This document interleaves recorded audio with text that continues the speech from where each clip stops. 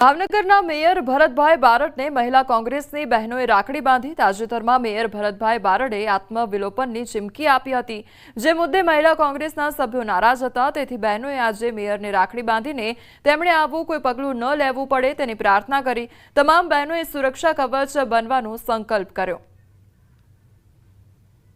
ભાવનગર શહેર મહિલા કોંગ્રેસ સમિતિ દ્વારા ભાવનગરના પ્રથમ નાગરિક એવા મેયર શ્રી ભરતભાઈ બારડને મહિલા કોંગ્રેસની બહેનોની આખી ટીમ રાખડી બાંધવા ગઈ હતી અને એ સાથે મેયરને ભવિષ્યમાં ક્યારેય આત્મવિલોપનની ચીમકી આપવી ન પડે એવી અમે ઈશ્વર પાસે પ્રાર્થના પણ કરીએ છીએ। બધા એના હોદ્દેદારોમાં આ વ્યક્તિ ભરતભાઈ બારડ ખૂબ જ પ્રામાણિક માણસ છે।